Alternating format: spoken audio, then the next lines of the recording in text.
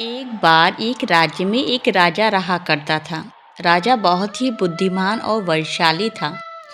राजा सदैव अपनी प्रजा का बहुत अच्छे से ध्यान रखा करता था।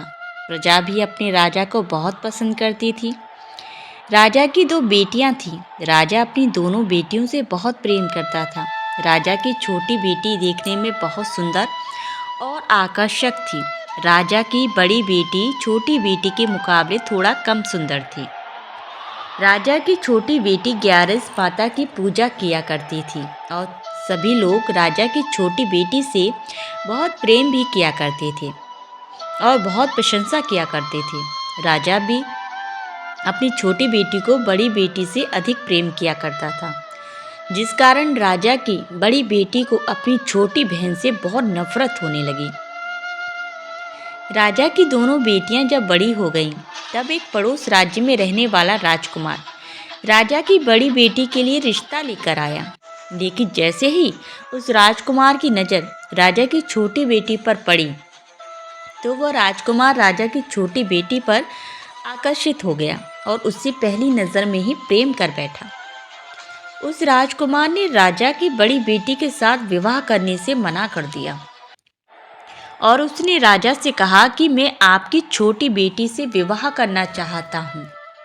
जिसके बाद राजा की बड़ी बेटी यह देखकर अपनी छोटी बहन से बहुत क्रोधित हो गई और राजा की बड़ी बेटी ने अपनी छोटी बहन को अपना सबसे बड़ा दुश्मन मान लिया। राजा की बड़ी बेटी ने अपनी छोटी बहन से बदला लेने का निर्णय लिया, जिसके लिए उसने अपनी छोटी बहन को जान से मारने का प्लान बनाया। राजा की बड़ी बेटी ने अपनी छोटी बहन को मारने के लिए सबसे पहले एक लड्डू में जहर मिलाकर अपनी छोटी बहन को दे दिया और उसको लड्डू खाने के लिए कहा। लेकिन लड्डू खाने के बाद भी छोटी बहन को कुछ नहीं हुआ। बड़ी बहन यह देखकर बहुत आश्चर्यचकित हो गई, लेकिन बड़ी बहन ने हार नहीं मानी और उसने जब रात में छोटी बहन अपने कमरे में सो रही थी, तब एक मटके में सांप रखकर उसे कमरे में छोड़ दिया। लेकिन सांप भी छोटी बहन का कुछ नहीं कर पाया। जिसके बाद बड़ी बहन ने अपनी छोटी बहन से कहा कि चलो हम लोग कुएं में से पानी भरकर लाते हैं। जिसके लिए वह अपनी छोटी बहन को पानी भरने के बहाने कुएं के पास ले गई और उसने अपनी छोटी बहन को कुएं में धक्का दे दिया। लेकिन छोटी बहन को तब भी कुछ नहीं हुआ, क्योंकि हर बार ग्यारस माता उसकी रक्षा कर रही थी और उधर बड़ी बहन अपने सारे प्रयासों के बाद असफल हो रही थी। उससे वह क्रोधित होती जा रही थी। फिर उसने अपनी छोटी बहन के पास जाकर उससे खुद ही पूछा कि मेरी छोटी बहन, तुमको पता है भगवान ने सबकी मृत्यु एक निश्चित समय पर लिखी हुई है और कैसे तुम्हारी मृत्यु होगी, क्या ये तुम जानती हो? तब छोटी बहन ने अपनी बड़ी बहन को बताया कि हाँ, मैं तो जानती हूँ मेरी मृत्यु कैसे होगी। छोटी बहन से ये सुनकर बड़ी बहन मन ही मन बहुत प्रसन्न होने लगी और उसने अपनी छोटी बहन से कहा कि तो मुझे अपनी मृत्यु का राज बताओ। छोटी बहन ने अपनी बड़ी बहन से कहा कि मेरी मृत्यु तो एक तोते में है, जो तोते के गले में एक हार है, उससे मेरी मृत्यु होगी। जब तक कोई भी व्यक्ति तोते को मारकर वो हार अपने गले में पहनेगा तो मैं मूर्छित हो जाऊंगी, और जैसे ही उस हार को अपने गले से उतारेगा तो मैं वापस से जीवित हो जाऊंगी। अपनी छोटी बहन की मृत्यु का राज जानकर बड़ी बहन बहुत ही खुश हो गई और उसने अपनी छोटी बहन को मारने के लिए उसके पालतू तोते को ढूंढना शुरू कर दिया। और छोटी बहन को इस बात का आभास हो गया था कि कोई उसकी जान लेना चाहता है, जिसके लिए वह अपने पिताजी के पास गई और उसने अपने पिताजी से कहा कि पिताजी, मेरी मृत्यु के बाद आप मुझे जलाइएगा मत, बल्कि आप मुझे अपनी पुरानी वाली हवेली में एक पलंग में लिटाकर छोड़ दीजिएगा। अपनी छोटी लड़की की यह बात सुनकर राजा बहुत आश्चर्यचकित हो गया। राजा ने अपनी छोटी बेटी से पूछा, बेटी तुम ये क्या कह रही हो? तब राजा की छोटी बेटी ने बताया, पिताजी समय किसी के लिए नहीं रुका है, कब क्या हो जाए किसी को कुछ पता नहीं है। और फिर राजा ने अपनी छोटी बेटी से कहा कि तुम ऐसी बातें क्यों कर रही हो? 2-3 दिन में तो तुम्हारा विवाह है। लेकिन बेटी ने अपने पिताजी को ऐसा करने पर मजबूर कर दिया और उसने उनसे वचन ले लिया।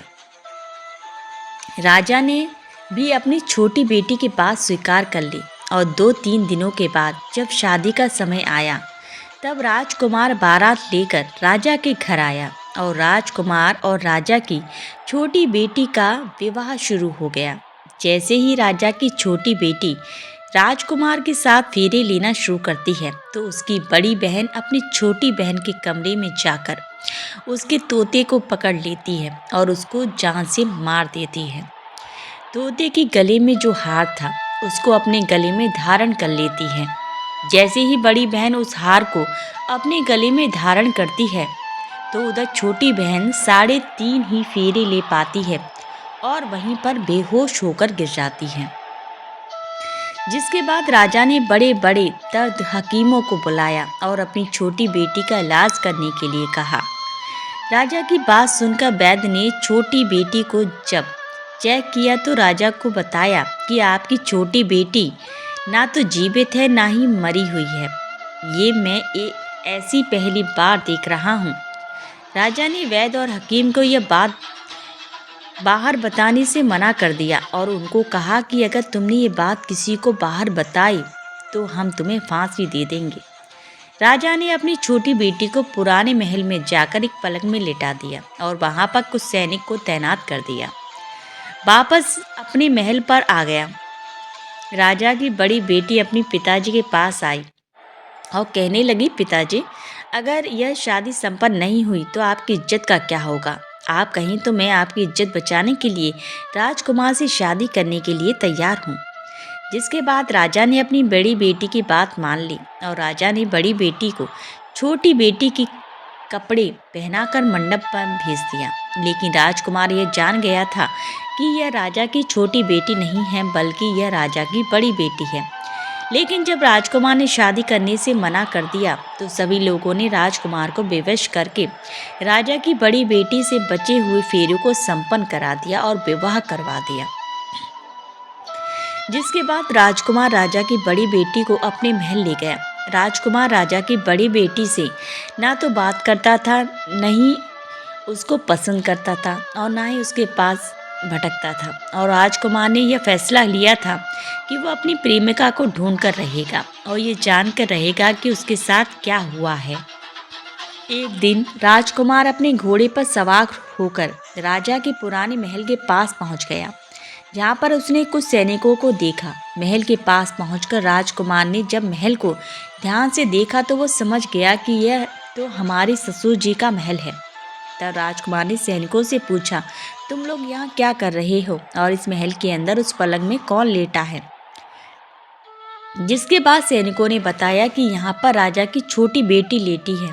यह सुनकर राजकुमार बहुत प्रसन्न हो गया और वह तुरंत अपनी प्रेमिका के पास पहुंच गया और उसकी सेवा करने लगा।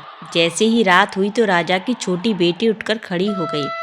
राजकुमार को यह देखकर बहुत खुशी हुई और उसने अपनी प्रेमिका से पूछा कि तुम यहाँ क्या कर रही हो? तुम मेरे साथ मेरे घर चलो।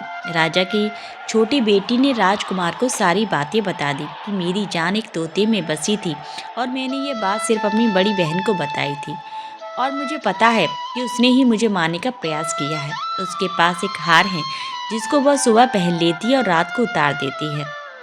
जब तक वह हार को पहने रहती है तब तक मैं मूर्छित रहती हूँ और जैसे ही वह हार को उतार देती है तो मैं जीवित हो जाती हूँ और जब तक मेरी बड़ी बहन के पास वह हार है तब तक मैं ऐसी ही जीवित और मूर्छित होती रहूँगी। अगर मेरी बड़ी बहन के पास जो हार है वह मेरे हाथ में लग जाए तो मैं हमेशा के लिए जीवित हो जाऊंगी। राजकुमार ये बात सुनकर राजा की छोटी बेटी के पास रहने का निर्णय ले लिया और उसने अपने बचे हुए सारे फेरे उस पलंग में लेटी हुई राजकुमारी की छोटी बेटी के साथ ले लिए और अपना विवाह पूर्ण कर लिया और वहीं पर ही रहने लगा। देखते ही देखते कुछ समय में राजा की छोटी बेटी और राजकुमार की पत्नी पेट से हो गई। एक दिन राजकुमार को किसी काम से बाहर जाना पड़ा। तब छोटी बहन के पेट में बहुत तेज दर्द होने लगा, जिसके बाद उसने ग्यारस माता का आवाहन किया। जिसके बाद वहाँ पर ग्यारस माता प्रकट हुई और उन्होंने अपने भक्तों के दर्द को दूर किया और एक पुत्र की प्राप्ति करवाई। वहीं पर अचानक से राजकुमार भी आ गया। राजकुमार ने ग्यारस माता को देखा तो वह आश्चर्यचकित हो गया और उसने तुरंत माता को प्रणाम किया। और ग्यारस माता ने राजकुमार से कहा कि जब तुम्हारा तो 5 वर्ष का हो गया तो तुम अपनी पत्नी का हार आकर इसके गले में डाल देना। और देखते ही देखते राजकुमार राजा की छोटी बेटी का पुत्र 5 वर्ष का हो जाता है। तो राजकुमार अपने बेटे से कहता है कि बेटा, मैं कुछ काम से बाहर जा रहा हूँ, तो अपनी माता का ध्यान रखना। और वहाँ से चला जाता है। राजा को बाहर निकलता देख बड़ी बहन के सैनिक देख लेते हैं और बड़ी बहन को जाकर सारी बातें बता देते हैं। जिसके बाद बड़ी बहन अपनी छोटी बहन के पुत्र को वहाँ से उठावा लेती है और उसको मरवा देती है। छोटी बेटी के पुत्र के 2 टुकड़े करवा देती है। पहला टुकड़ा चक्की के पास छुपा देती है और दूसरा टुकड़ा अपनी पलंग के नीचे रख देती है। अब ग्यारस माता भिखारी का रूप लेकर आती हैं। एक भिखारी का रूप रखकर बड़ी बहन के पास चली जाती हैं। जिसके बाद वहाँ पर भिक्षा मांगने लगती हैं। बड़ी बहन अपने नौकरों से कहती हैं कि जाकर भिक्षा दे दो। लेकिन जैसे ही नौकर ग्यारस माता को भिक्षा देने के लिए आते हैं तो माता उन्हें मना कर देती हैं और कहती हैं कि मैं तुम्हारी महारानी से ही भिक्षा लूँगी। जिसके बाद बड़ी बहन स्वयं ही भिक्षा देने के लिए माता के पास आती हैं। तब माता एक बिल्ली का रूप लेकर उसके कमरे में चली जाती हैं और वहाँ पर छोटी बेटी के पुत्र को कोई 2 टुकड़े को आपस में जोड़ देती हैं और उसे जीवित कर देती हैं। उसे वहाँ से ले जाती हैं। राजकुमार अपने बेटे को लेकर पत्नी के पास जाता है और उससे कहता है कि तुम इसका ध्यान रखना। अगर तुम इस बच्चे का अच्छे से ध्यान रखोगी तो मैं तुमसे बात करूँगा। एक दिन राजकुमार अपने बच्चे से कहता है कि तुम मम्मी से उनके गले का हार मांग लो। जिसके बाद राजकुमार का लड़का अपनी मम्मी के पास जाता है और कहता है कि मम्मी, मुझे तुम्हारा हार चाहिए जो तुमने गले में पहन रखा है। यह सुनकर पहले तो बड़ी बहन बहुत क्रोधित हो जाती है, पर उसको यह याद आता है कि राजकुमार ने कहा था कि अगर मैं इस बच्चे का ध्यान अच्छे से रखूंगी तो वह मुझसे बात करेंगे। जिसके कारण वह हार उस बच्चे को दे देती है और वह तुरंत हार को ले जाकर अपने पिताजी को दे देती है। और तभी राजकुमार अपने बेटे को लेकर वहाँ से जाने लगता है और अपनी पत्नी से कहता है कि तुम हमारे लिए खाना बना कर रखना, मैं शाम को आकर तुम्हारे साथ खाऊंगा। और वह अपने बेटे को लेकर वहाँ से चला जाता है। जिसके बाद वह राजा के पास जाता है और उनको सारी बातें बता देता है। राजा अपनी बड़ी बेटी की यह करतूत सुनकर बहुत क्रोधित होते हैं और अपनी परवरिश पर ही दोष देने लगते हैं और राजकुमार को अपनी छोटी बेटी के साथ रहने के लिए आदेश दे देते हैं।